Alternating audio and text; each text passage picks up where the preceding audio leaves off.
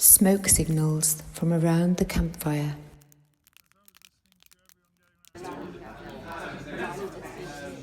History was made today when the first People's Assembly was staged in the Houses of Parliament, convened by Extinction Rebellion. In attendance were several MPs, including Shadow Treasury Representative Clive Lewis, Green MP for Brighton Caroline Lucas, as well as former Chief Superintendent Rob Cooper.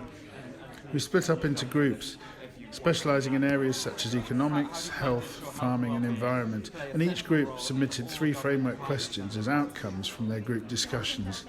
Watch this space as to where we go next. We just want to talk to you about the Home Office and its connections with climate breakdown. By way of introduction, I'm a former Chief Superintendent, and a few years ago now I took an oath to the Queen to serve my community, and if the Prime Minister wants to call me an uncooperative crusty, then I'll take that badge and I will wear it with pride. Okay, so,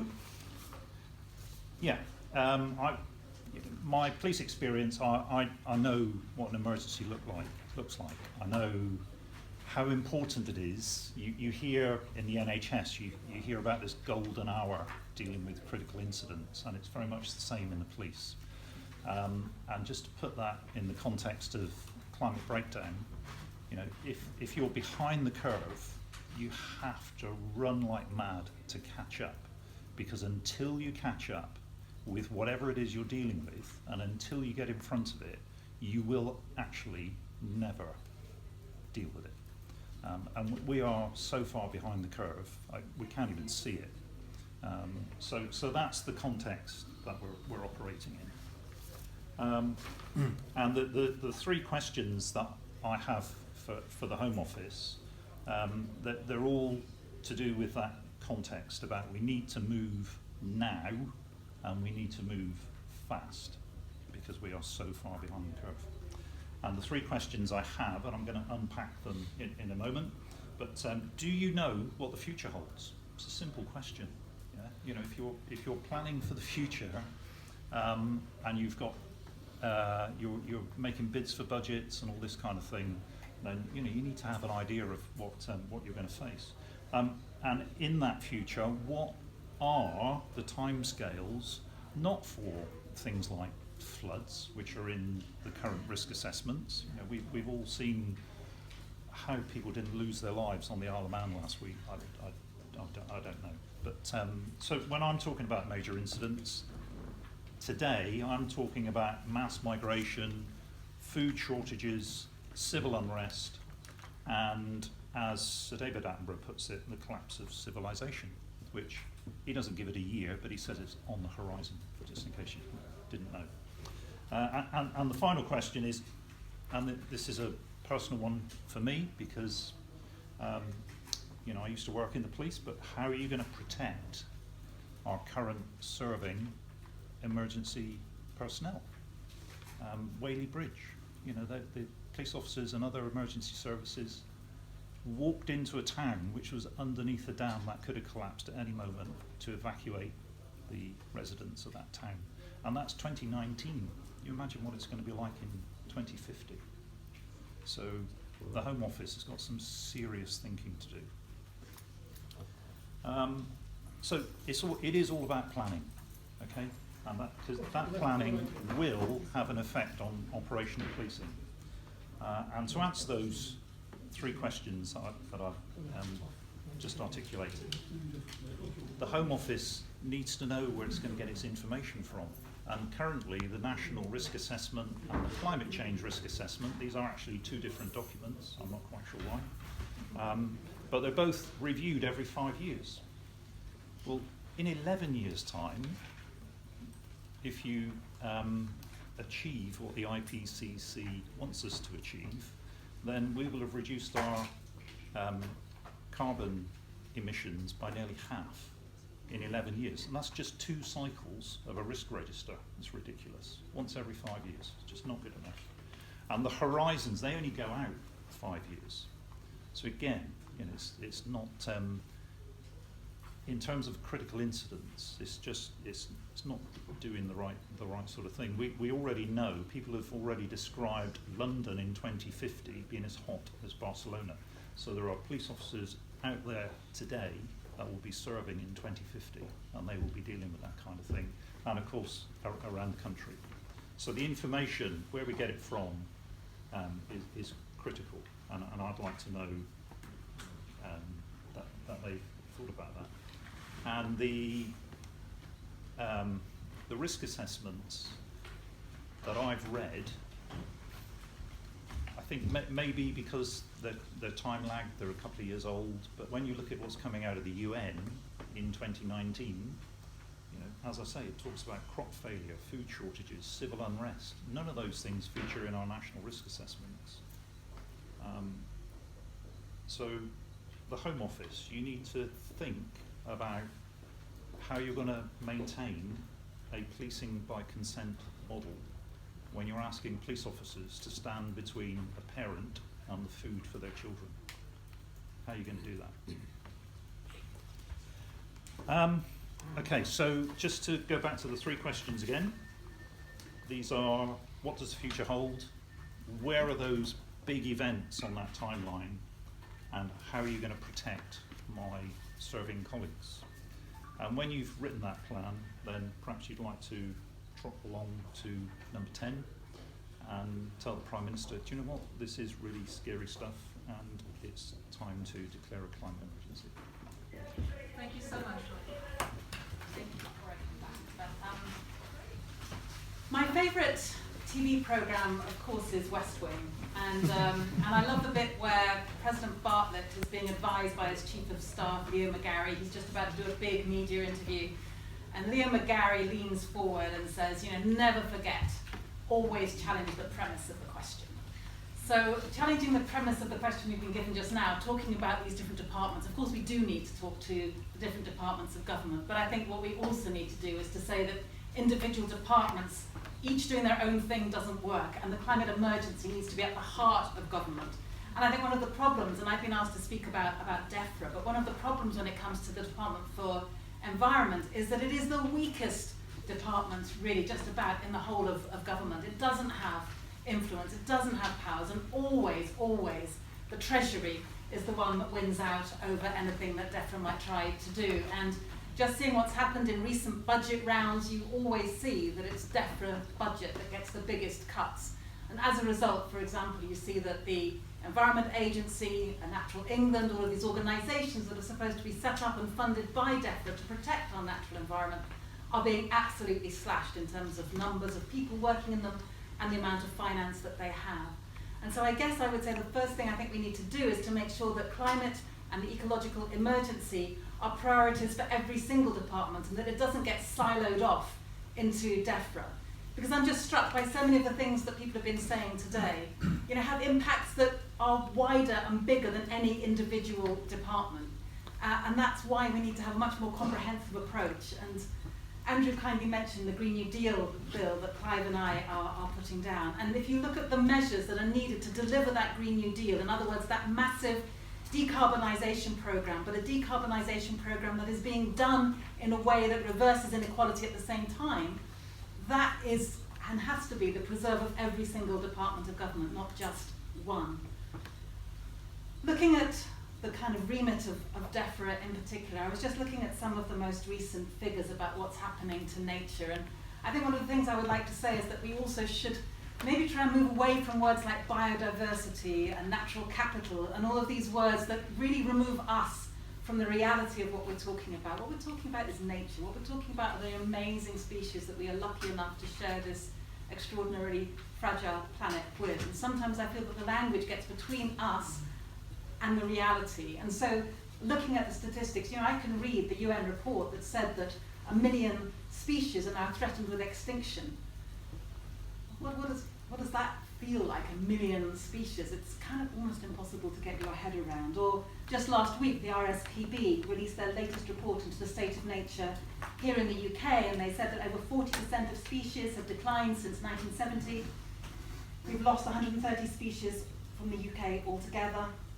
That over a quarter of UK mammals are under threat of extinction, and all of these figures have got significantly worse in the last 10 years. And you know, one can read these figures, but it feels to me that, you know, in terms of actually opening up our hearts to it, it feels that we need to get beyond the figures. So I want to say a few words about swifts, because swifts are my favourite birds. Swifts are the most extraordinary birds. A single swift, tiny bird, can fly 1 million miles in its lifetime. One swift. How amazing is that? Because basically it's going backwards and forwards to countries like Mozambique where it migrates. Or that a swift, that when it leaves the nest for the first time after, say, 6 to 8 weeks after being fledged, then it doesn't land again, it doesn't put its feet down again for 2 years. It does everything on the wing. It mates, it feeds, it does everything on the wing. I mean, this is the most miracle of nature. And yet the truth about swifts is that their numbers have been cut in half in the last 20 years alone. Like, you know, as easily in most of our lifetimes, and yet we're losing species that are as miraculous as swifts as quickly as that. So it seems to me that one of the things we need to do is to make sure that some of the underlying drivers of all of these dreadful effects are tackled. And there are lots of drivers, but one of the biggest, of course, is this impetus to measure everything in terms of increased economic growth, to believe that GDP, gross domestic product, somehow tells us anything very helpful about our quality of life, about our chances of survival, about the situation of some of the poorest people in our country, in our world. GDP does nothing to tell us anything useful about any of those, and yet we have the absurd situation that GDP growth is supposed to be the be-all and end-all of government policy, and that whenever a department like DEFRA suggests doing something like not building a particular road or not going ahead with the destruction of any particular habitat, then we're told that that can't happen because it's going to reduce our GDP growth.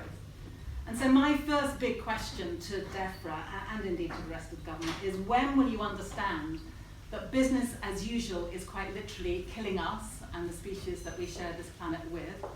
When will you understand that GDP growth is not a useful measure of anything very much at all? And when will you work with other departments to come up with a set of indicators that have at least a chance of telling us something more useful about our chances of survival, our other species' chances of survival, and what our quality of life is like on this planet?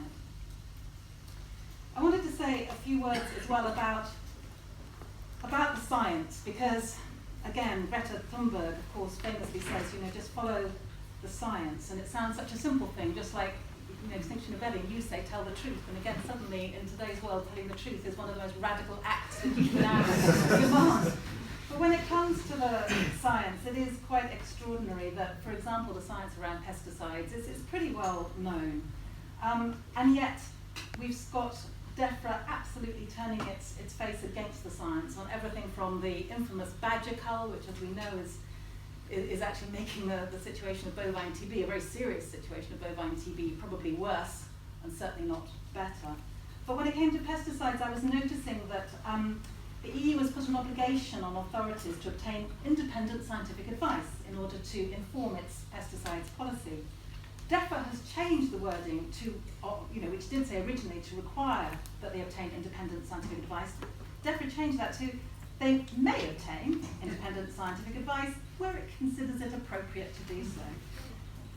You know, I mean, what is this, where it considers it appropriate to do so? So I guess what I think we need to do is to join up the different departments of government to make the climate and ecological emergency the priority for all of them, to get DEFRA in particular to stand up to the Treasury and to put those climate advisors and those environmental and ecological advisors inside the Treasury. You know, sometimes when people talk about this government of national unity, they sidle up to me and say, "Ooh, how would you like to be Minister for the Environment?"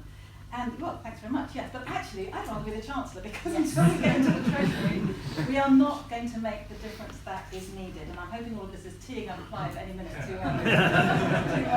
lay into the Treasury. But business as usual is killing us. Let's follow the science, let's follow the truth.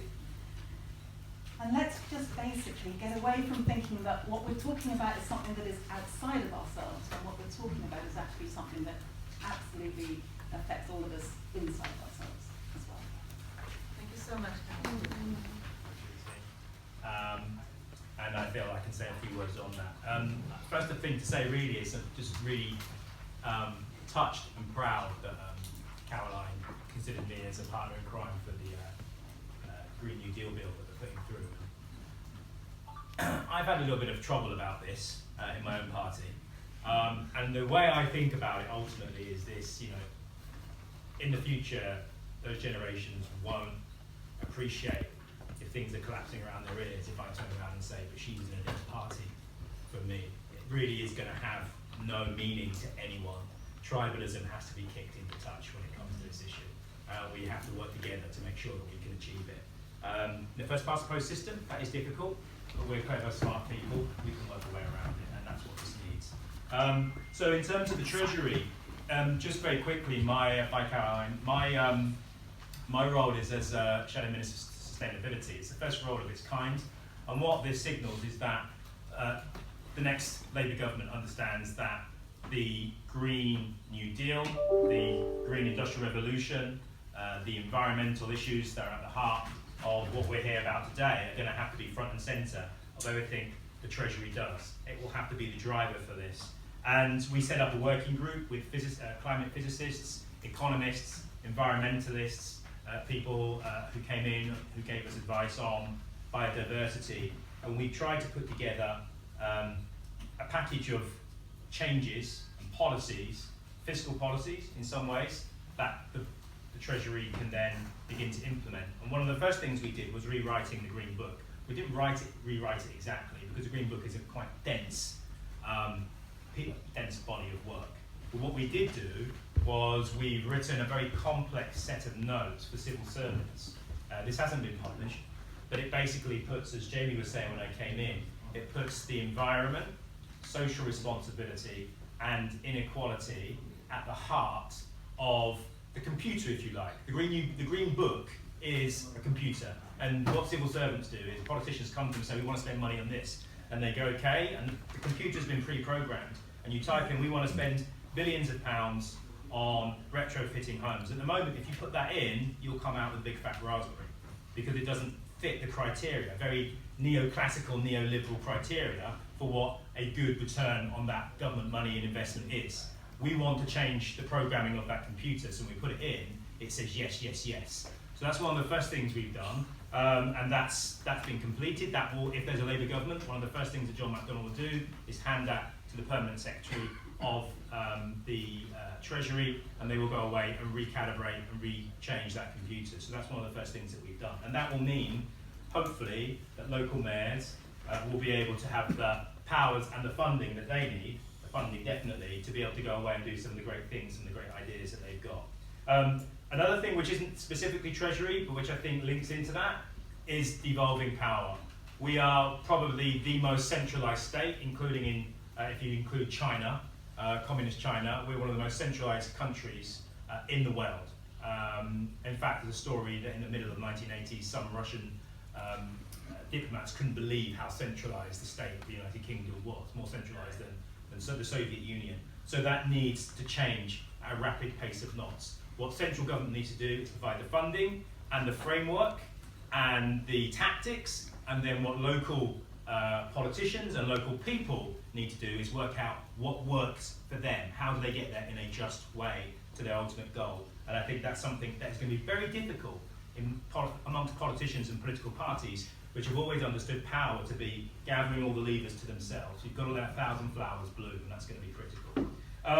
Another thing I wanted to talk about was part of our Green New Deal, and what we're doing in that. In many ways, to my mind, this is what I would call emergency socialism. And there are lots of people that want to define what socialism is. They want to use really difficult, they want to use really hard and awful examples from the 20th century. My view is that the socialism of the 21st century will be defined by this generation and the next, and I think it will be a positive thing. Because when you say emergency socialism, and I've done this before at places, you get a reasonable show of hands. If you say, do you think emergency socialism or socialism is a good thing, and you get a reasonable show of hands. If you then ask them, do you think the NHS is a good thing, you get everyone's hand going up. And that's the closest thing to socialism we've had in this country, because it prioritises people and their health collectively over profit and private good. And although the government are trying to change that, that was at its inception, the NHS was the closest thing this country has ever had to socialism. And it puts people's health collectively first. Well, we want something which is going to put people and planet and our society first. And that's the kind of socialism I think people can buy into. It's about redefining what that socialism is, for telling people what our socialism in the 21st century will look like. Another really big area, I think, and John McDonnell has mentioned this twice now, so it means he's serious about it, is the issue of technology and know-how transfer to the developing world. And I'm really, really strong on, I'm really passionate about this, and it's something I want to work up a lot more, because what I understand is that it doesn't make a difference what we do in this country, what we do in Europe, even what we do in the US. If the developing world cannot make the jump from the 20th into the 21st century without going through the dirty stage that we have, we're all in trouble. Okay, so yeah, we're all in trouble. So what we've got to do is that we've got to understand that the only way we're going to navigate our way as a global society to see the other side of the 21st century into the 22nd is if we can cooperate. And that means that you are not going to be trying to make a fast buck of some of the poorest people in the world who are suffering now because of our history, because of our industrialization, our carbon output, and our intensive farming techniques, and the economic system that we have imposed on the world in the last 40 years. Those people must not be able to pay for that. We have to help them make that jump.